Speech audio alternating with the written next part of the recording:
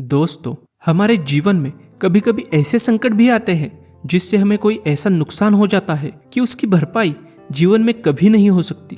अपने अंदर के उस एक खामी के रहते हम अपने आप को इतना असहाय महसूस करने लगते हैं कि हम बाकी बची चीजों पर ध्यान देना ही भूल जाते हैं और हमारे ऊपर नाकामयाबी का ठप्पा लगा लेते हैं।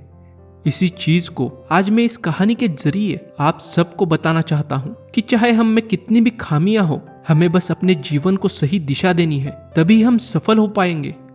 आज की ये कहानी एक माहिर गुरु और इन पर सबसे ज्यादा विश्वास करने वाले एक शिष्य की है। एक बार एक शहर में छोटा लड़का कुश्ती का बहुत शौकीन था। उसे बचपन से पहलवानी करने का जैसा जुनून सा था।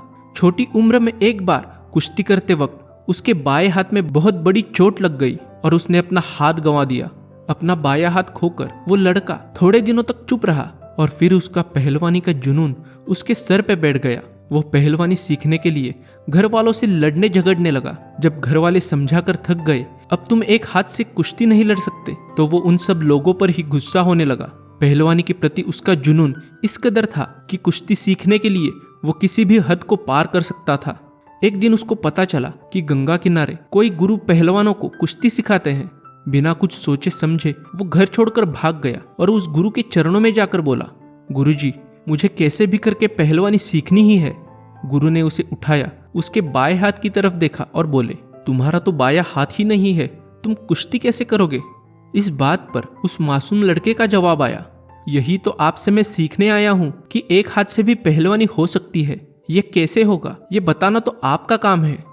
उस मासूम जवाब में गुरुजी को उस बच्चे का पहलवानी के प्रति रहने वाला जुनून दिखाई दिया। गुरु ने पूछा, क्या तुम्हें मुझ पे इतना भरोसा है कि मैं तुम्हें जो भी करने को बोलूं वो तुम बिना सोचे समझे, बिना कोई शंका के उसे करोगे। उस लड़के ने हामी भरी। उस दिन गुरुजी ने उस छोटे से बच्चे को एक दाव सिखाया और बोले, इस दाव का अभ्यास करो। लगभग 1 महीना वो बच्चा इसी एक दाव का अभ्यास करता रहा। इधर गुरुजी बाकी सारे बच्चों को कुश्ती के अलग अलग दांव सिखा रहे थे। वो बच्चा 1 महीने बाद गुरुजी के पास आया और उसने पूछा, मैं ये दांव सीख गया, अब आगे क्या करना होगा। गुरुजी ने उसको फिर से पूछा, क्या तुम्हें मुझ पे अब भी भरोसा है। बच्चे ने मुंडी हिलाकर हामी भरी। फिर तुम इसी दाव का और अभ्यास करो, गुरुजी बोले। वो बच्चा फिर से उस दाव का अभ्यास करने लगा। अब लगभग 1 साल होने को आया। उस बच्चे के साथ के बाकी बच्चे बहुत सारे दाव सीख गए थे। वो सब बच्चे इस पर हंसने लगे कि गुरुजी ने इसको बस एक ही दाव सिखाया है। वो बच्चा फिर से गुरुजी के पास जाकर बोला, आप मुझे कुश्ती के बाकी सारे दाव कब सिखाएंगे। गुरुजी ने अब उस बच्चे के आंखों में देखा और बोले, क्या तुम्हें कुश्ती सीखनी है, क्या तुम्हें मुझ पे अब भी भरोसा है। उस बच्चे ने हामी भरी। उस पर गुरुजी बोले, तो दोबारा मुझसे ये सवाल मत पूछना और जब तक मैं न कहूं तब तक इसी एक दाव का अभ्यास करते रहना। अब इस बात को 4 साल हो गए। एक दिन गुरुजी कुछ बच्चों को लेकर कुश्ती की प्रतियोगिता में हिस्सा लेने पहुंच गए।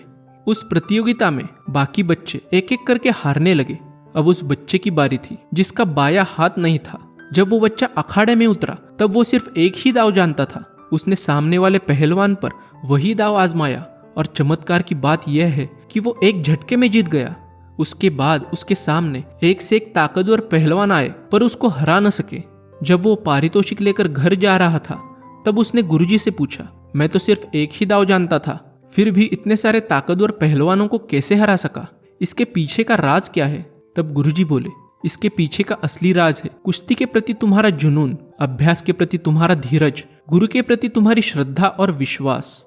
गुरुजी की बात को काटते हुए बच्चा बोला, ये सब तो ठीक है, पर उन सब लोगों के हारने के पीछे का असली कारण क्या है। तब गुरुजी ने बताया, मैंने तुम्हें जो कुश्ती का दाव सिखाया है वो सबसे मुश्किल दाव है। इसको सीख गए तो बड़े बड़े पहलवान भी चित हो सकते हैं। इस दाव का बस एक ही तोड़ है कि सामने वाले पहलवान के बाएं हाथ को पकड़कर उसको पटक देना। जब मैंने तुम्हें पहली बार देखा तो तुम्हारा बायां हाथ नहीं था, इसलिए मैंने तुम्हें सिर्फ यही एक दाव का अभ्यास करने को कहा। अब तुम्हारे इस दाव से छूटने का कोई तोड़ ही नहीं है क्योंकि तुम्हारा बायां हाथ ही नहीं है।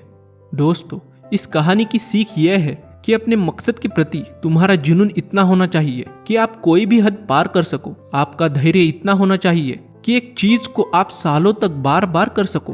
और आप में इस बच्चे की तरह अपने गुरु में श्रद्धा और विश्वास होना चाहिए क्योंकि गुरु ही ऐसा व्यक्ति है जिनको आपकी खूबियां और खामियों के बारे में अच्छे से पता होता है।